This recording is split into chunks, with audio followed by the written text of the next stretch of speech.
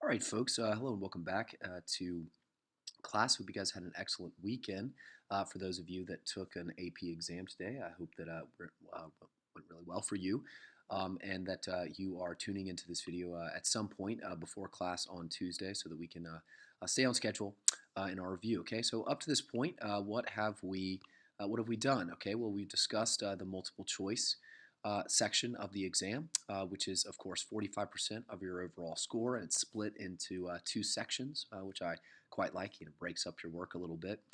You've got your rhetorical reading questions. You're going to have two passages there to read, analyze, and then respond to questions about, and you're going to have three passages to make some editing choices about. All right. The last video that you watched on Friday as a class was all about responding conscientiously to those writing questions and those writing passages. Okay, so hopefully you finished your first multiple choice practice exam. I think that you should probably take maybe another one of those prior to taking the exam. You don't need to take like 20 of them, but maybe taking at least two is probably a pretty good idea.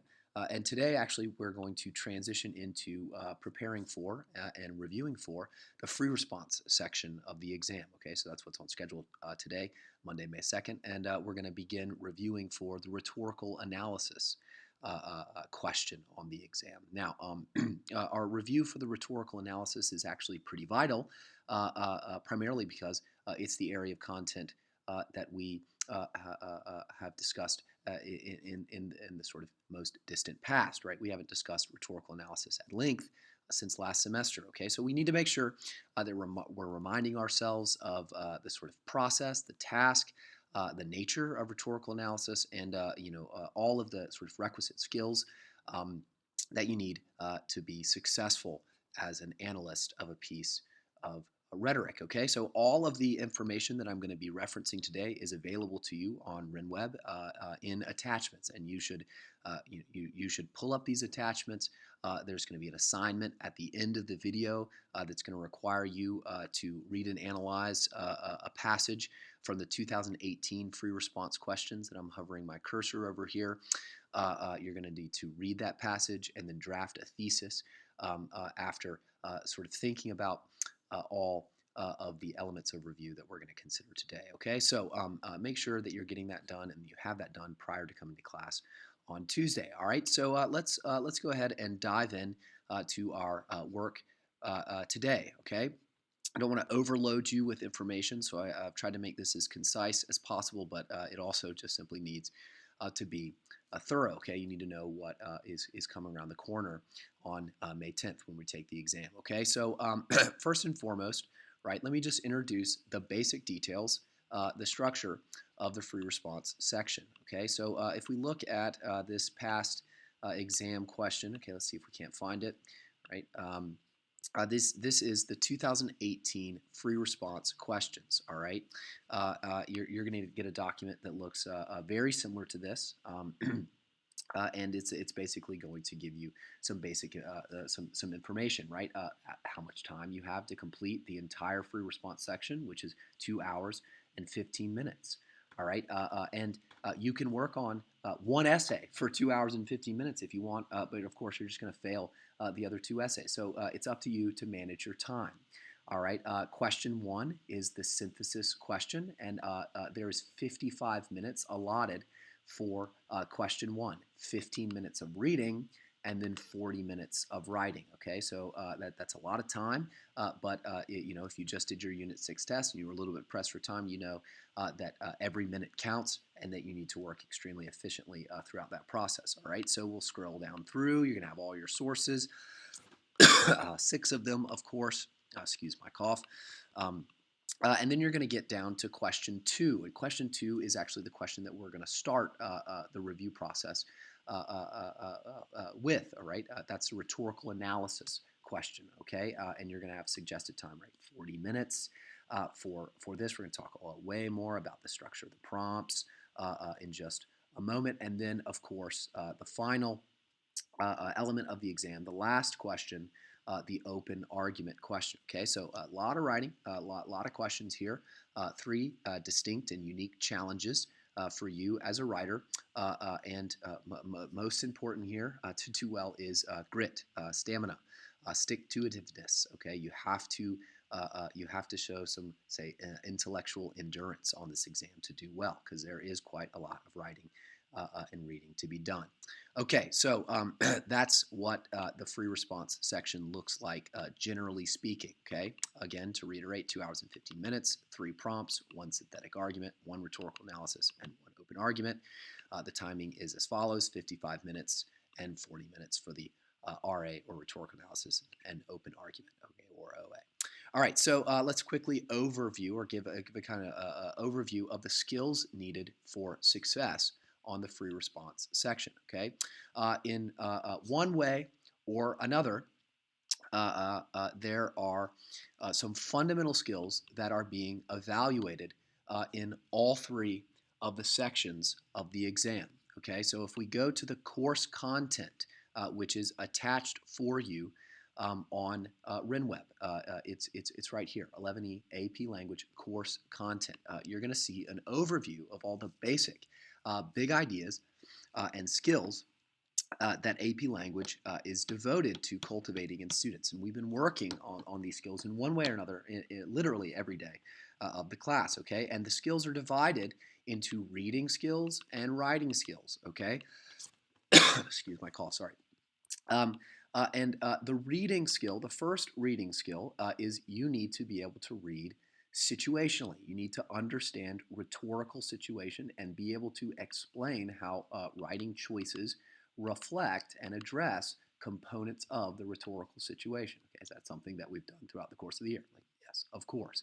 And in terms of writing, you need to be able to write situationally, all right, to make strategic choices in a text, in a piece of writing, that are appropriate or address a rhetorical situation, okay?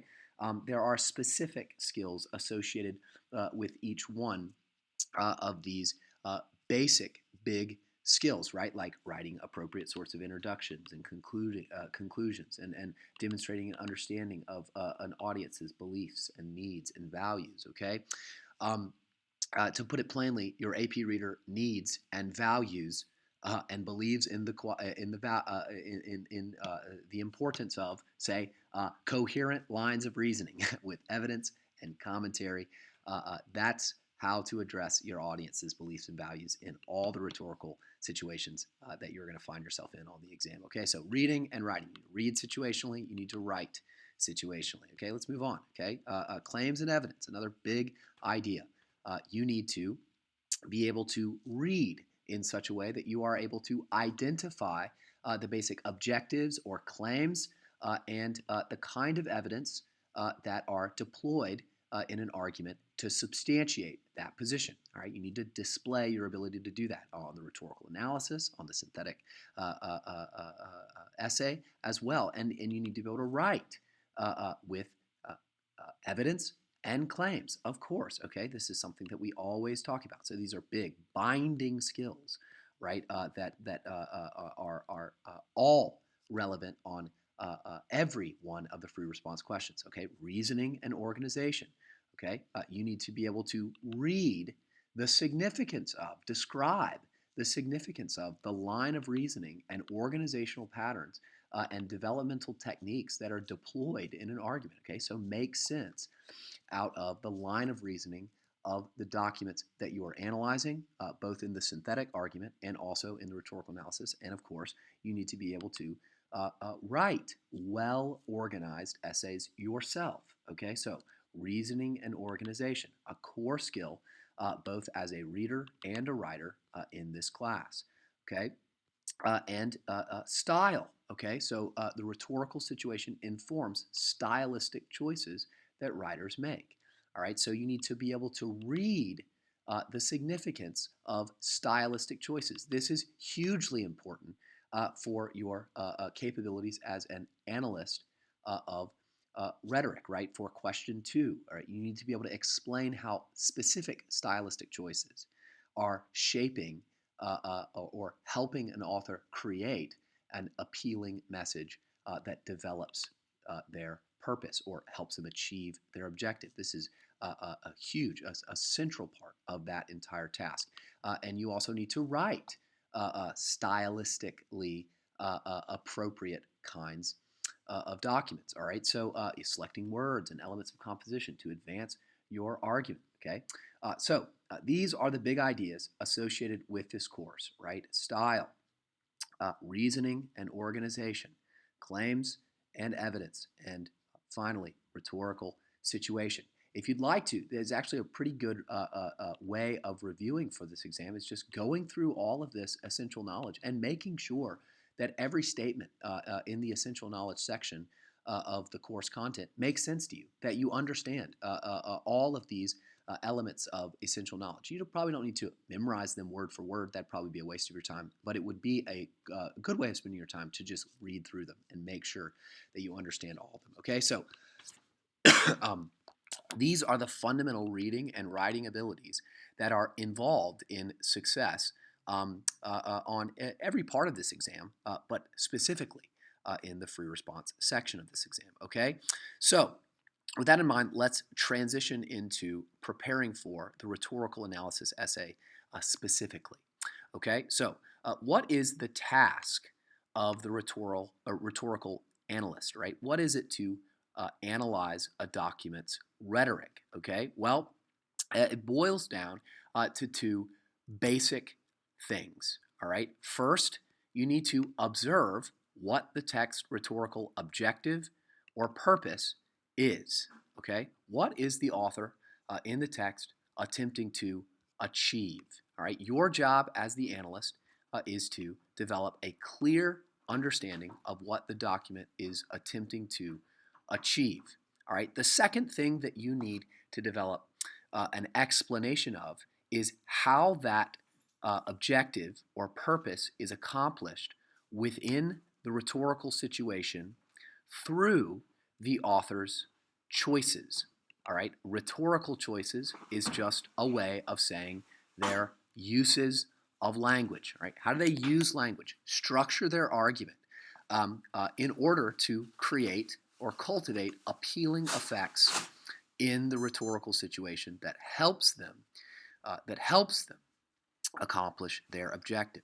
To do this effectively on the exam, you're going to be expected to close read the author's language, all right, explaining how their specific language choices, all right, create appealing effects within the rhetorical situation. Okay, so it might look something like this. Okay, so this is from the lecture slides from the past, really all throughout the course of the year. This is content lecture slides that I've attached on RenWeb. This is the first one, and it just gives you this kind of overview of the logic of a rhetorical analysis. Okay, so when you're analyzing the rhetoric of a text, okay, you want to observe the rhetorical situation, identify the claims or goals of that text within its context and exigence, according to its subject, right, with reference to who the speaker is and who is being spoken to, the audience, of course.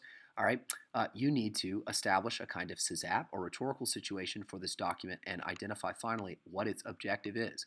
And then begin to observe how the text creates a logically appealing message, right? How it maybe constructs a line of reasoning that appeals to the rational minds of the audience, how it constructs a message that is coming from a speaker that the audience views as reliable, as ethical, as sharing their values. Okay, how that message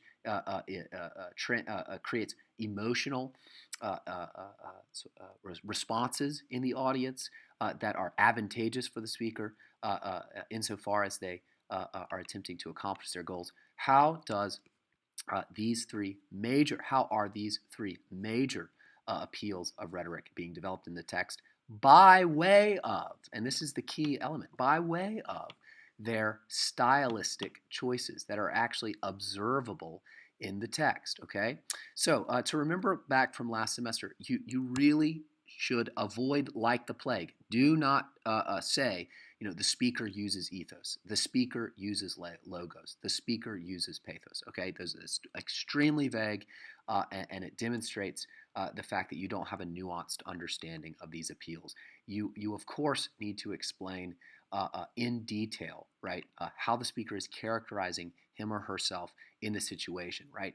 What specific emotional appeal is being developed, right? How is the line of reasoning being developed, and what is that line of reasoning?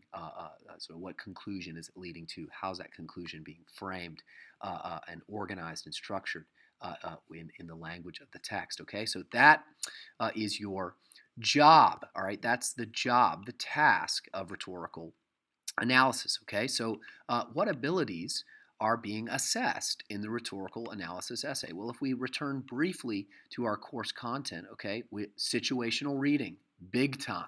Okay, situational writing, yeah, big time. You need to understand the rhetorical situation that is implied by rhetorical analysis, right? What is your job? What is your objective? What is the purpose of your document? Is a really good place to start when writing this paper. Okay, in terms of claims and evidence, you need to be able to identify central claims and supporting rationales deployed in an actual argument, not your own, but another person's argument. Explain what those claims are and how those claims are being supported in a persuasive and appealing way to the audience. Okay, you need to be able to discern the kind of logic of a passage and the appeal of the logic of that passage, right? You need to be able to write an essay that features claims and evidence, okay? What are your claims going to be like in the rhetorical analysis essay? Well, unlike the argumentative essay or essays, your claims are going to be analytical in nature, wherein you are looking at a document and discerning what the objective is, that's claim one, and how the objective is being accomplished through the use of rhetoric. Those are your supporting rationales. In your body paragraphs, you are then therefore going to cite evidence of the document's use of rhetoric to create or cultivate appealing effects, right? Evidence from the text that you are then going to comment on and explain how exactly those pieces of text that you've cited create those effects. Okay, so it's a little bit different than, say, an argumentative line of reasoning, but there is an argument. You are saying this is what the text is trying to do, this is how the text is accomplishing it, and you have to evidence that through analysis of the text language. All right, so you're going to have to write with claims and evidence as well. You're going to have to be able to read the significance of the reasoning and organization of a passage. Describe the line of reasoning, right? Explain how organizational techniques are used. You're going to have to write a well-organized essay yourself, okay? So again, all of these big ideas are relevant on the rhetorical analysis essay, and style probably maybe is even the biggest one, right? You're going to need to explain how stylistic choices, which is to say how words and comparisons like metaphors and similes and other forms of figurative language and syntactical choices cultivate tones or establish appealing effects, how they put together sentences in ways that establish relationships between ideas. Perhaps they're using parallelism, or perhaps they're using subordination in complex sentences in order to communicate some sort of impression. Again, it's all contextual, but these are the sorts of things that you need to have swimming around in your brain so that when you're confronted with it in the text, you can make sense out of it. All right, you can connect it to rhetorical effect. You can connect it to observable meaning. All right, so you also need to write in prose that are well styled. All right, so those are the skills, the abilities that you need to have. So how do you develop your skills? Like, what are the actionable steps that you can take to get better at doing this? Well, like I already said, I would spend some time with the course description and make sure you know and are familiar with all of the language of the essential knowledge that is related to those big ideas and those central skills. All right, spend some time with the course description. It's actually a pretty good thing to study. All right. But beyond that, you might want to have a nuanced understanding of the rhetorical appeals, like we discussed in Unit 1 of this class, right, a million years ago.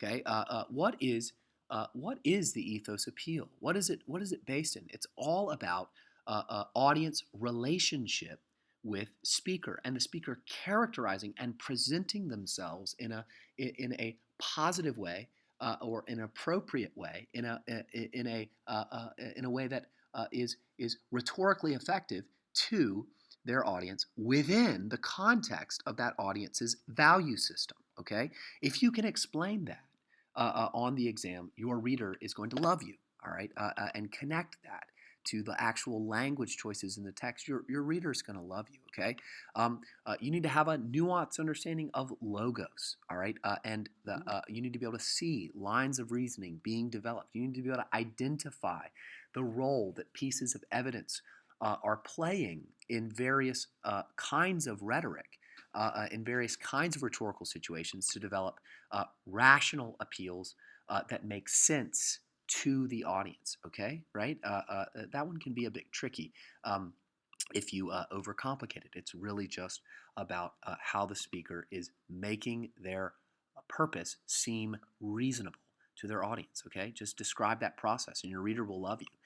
And of course, finally, what kind of emotional appeals are at stake in the document? How is the speaker making the audience feel? Okay, in ways that are advantageous to the accomplishment of their purpose, and how are those appeals generated by the language of the text? Okay, so not only do you need a nuanced understanding of rhetorical appeals, all right, which you should never use. Again, I'll say this again. I'll say it a million times. Right? Never use these terms generally. They're too vague. These are the meta tools. You need to break them down and explain how they're functioning in each situation. Okay, so I've said that twice now, I think, and I'm not going to say it again. Okay, maybe. You also need to acquire close reading terminology. Okay, when I say close reading terminology, what am I referring to? I'm just referring to the sorts of language, the sorts of terms that help you describe, all right, textual phenomena, textual choices, the way that text is constructed or crafted. Okay, so you could use your textbook's glossary for that, like knowing what an illusion is might help you. All right, knowing what a metaphor is might be nice. Okay, knowing what parallelism is might be a good idea. Okay, and a lot of other things. There's an attached handout of common stylistic devices that I would recommend you memorizing the definitions of. Okay, and there's content lecture slides attached as well, wherein a lot of this stuff was discussed by me. Throughout the course of the year. So all of this stuff is available to you, and this is an actionable step that you can take to improve your ability to close read a document, okay, in various kinds of contexts, right, various different sorts of documents, right? You need to have this close reading terminology so that you can explain what's going on in the text. Okay, so how are you going to be scored? All right, well, you guys are all familiar with this rubric, or at least I hope you are. But it bears looking at maybe again, right? So question 2, the rhetorical analysis is scored on how many points? Right, 6 points. We all know that, right? And the first point is for what? Well, we all know it's for a thesis, right? How do you get the rhetorical analysis thesis point? Okay, you have to establish a claim that analyzes the writer's rhetorical choices. Okay, in other words, okay, your thesis statement optimally should identify what the writer's overarching objective is. Okay, because that's going to help you make sense of their rhetorical choices, right? If you know why they're making them. Okay, what the objective is, and then connect the writer's rhetorical choices, an analysis of them, which is just to say a breaking down of them, right? A breaking down of the writer's choices made throughout the text to accomplish that purpose. Okay? How are they using language? What sorts of effects are they creating in various points of the document? I highly recommend you observing rhetorical choices in chunks. All right, so perhaps observe something that the speaker does in the beginning of the passage that you're going to make meaning of. Observe something or introduce something that the speaker does in the middle of the passage that you're going to make sense of, and then finally something that the speaker does at the end of the passage that you're going to make sense of. And voila, what do you have? You have your analytical line of reasoning. Voila, what do you have? You have an outline, okay? What's left for you to do? Okay, cite the textual evidence that supports these important rhetorical choices that you have taken the measure of, and then comment on them, explain their significance. Okay, so easy as 1, 2, 3, right?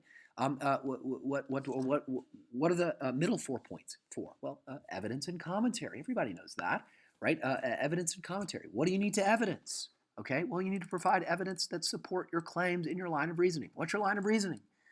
It is an analysis of the rhetorical choices that help the writer accomplish their objective or achieve the effect that they're trying to achieve, whatever that effect is. What is that objective? What do they want to accomplish, right? How do they do it?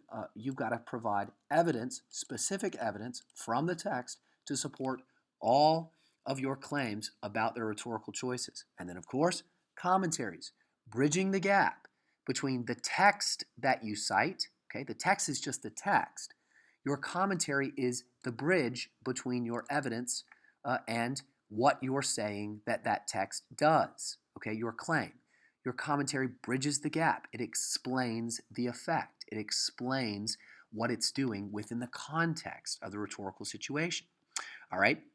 And if you want that final point, you're going to have to explain how multiple rhetorical choices in the passage contribute to the writer's argument, purpose, or message. In other words, do what I've been saying to do from the very beginning of this review session. Okay, multiple rhetorical choices in the passage contribute to and connect to overall message, purpose, argument, whatever you want to call it. Okay, and how do we get our sophistication point? Okay, we explain the significance or relevance of the writer's choices given the rhetorical situation, right? So we're connecting to situation deeply, to context, to audience, all right? So that might require just a little bit of knowledge of history, or maybe a good some good inferences of the background information that you're given in the prompt. Whatever it is, it's all contextual, but you want to make sure that you're connecting those rhetorical choices to situation deeply. You might want to explain some complexities or tensions, and you want to make sure that you are consistently employing a vivid and persuasive style. Okay, so enough of that. Everybody knows the rubrics, but it bears looking at again. All right, so here's an important part, and then I'll turn you loose in just a minute or two. Okay, we're almost there. All right, I want you to consider the language of the rhetorical analysis prompts. What are these prompts worded like consistently? Okay, so I'm going to look at two representative examples for you: the 2018 and 2021 prompt, and I'm going to try and point out some commonalities in the language and how that language assigns you the task. Okay, so if we pull up this past AP free response question from 2018, and we scroll through all the synthetic documents and we get to question 2. All right, we are going to see that it's going to tell us that we have 40 minutes. Okay, so there's some language you're always going to see, and that this counts for 1/3 of the total essay section score. Okay, yeah, that's all information that we already know. And then we get into some background. All right, the beginning portion of the prompt is going to give you a very brief background of the rhetorical situation. It's going to introduce the speaker. It's going to introduce the occasion or context. It's going to introduce the audience generally, and the basic subject, right? So it's a commencement speech given by Madeleine Albright, who's the U.S. Secretary of State at the time in 1997, to graduating seniors at Mount Holyoke College, a women's college in Massachusetts. Okay, so what is the use of all that information? It helps give us the rhetorical situation, okay? And we want to read these rhetorical choices within the context of this situation, bearing in mind who she's speaking to and who she is, all right? The place where she's coming from, and what the audience would sort of associate with her as a speaker, all right? And then we're going to get into the assignment of the task, right? Read the following excerpt from her speech carefully. Okay, so read it carefully. That command is pretty ubiquitous in these kinds of prompts. Read carefully. Then write a well-developed essay in which you do what? What are you going to do? You're going to analyze the choices Albright makes to convey her message to the audience. All right, what are the choices? They are, of course, the language choices, the rhetorical choices, the way that she chooses to structure and compose her speech, right?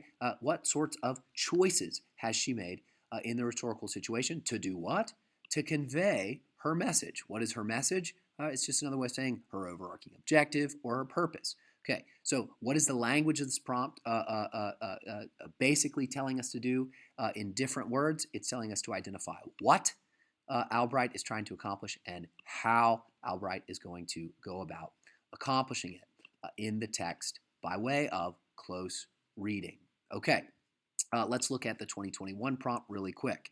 All right, so very similar. On February 27th, 2013, while in office, former President Barack Obama delivered the following address dedicating the Rosa Parks statue in the National Statuary Hall of the United States Capitol building. Okay, so what was this? It's a rhetorical situation. Rosa Parks was an African-American civil rights activist who was arrested in 1955 for refusing to give up her seat on a segregated bus in Montgomery, Alabama. More rhetorical situation. Information about the subject of Obama's speech. Read the passage carefully. All right, there's that command.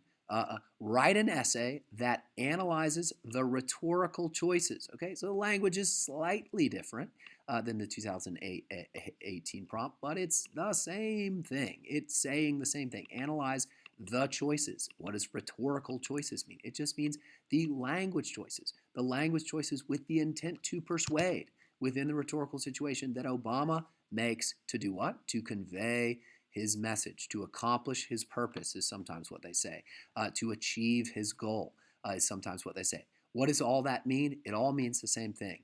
What is the message? Okay, how has the message been crafted in a appealing way within the situation? Now, contemporary prompts like the one you're going to have on Tuesday of next week is going to also have this additional information. In your response, you should do the following, and it just tells you what you need, right? Thesis, evidence, commentary, understanding the rhetorical situation, appropriate grammar and punctuation. Okay, so that is how the language of these prompts functions. They might be a little bit different, slightly different than what we've seen here in 2018 and 21, but what have we observed here in comparing them? That ultimately they assign the exact same task year after year. Identify the objective, purpose, message, whatever you want to call it, and explain how the author has used language to accomplish that objective in the rhetorical situation. Okay, so tomorrow when we reconvene, we are going to go through and talk about the reading and writing process that you should undertake when approaching one of these prompts. Okay, and then we're going to model this. We're going to do it ourselves, and we are going to consider some sample essays about the prompt that we spend some time with. Okay, so we'll be doing that when I return on Tuesday. What I'd like for you to do now, today, all right, is I'd like for you to pull up the 2018 free response question, question number 2, the rhetorical analysis question by Madeline Albright, and I'd like for you to analyze the document, right, to contextualize it first, analyze the document, and then respond to the prompt with a thesis that establishes an analytical line of reasoning that identifies what Albright's intention or message is and takes the measure of some choices that Albright makes in the text in order to accomplish or convey that message to our audience persuasively. Okay, so bring that to class tomorrow. All right, have an excellent day, everyone. And I'm looking forward to seeing all of you again tomorrow.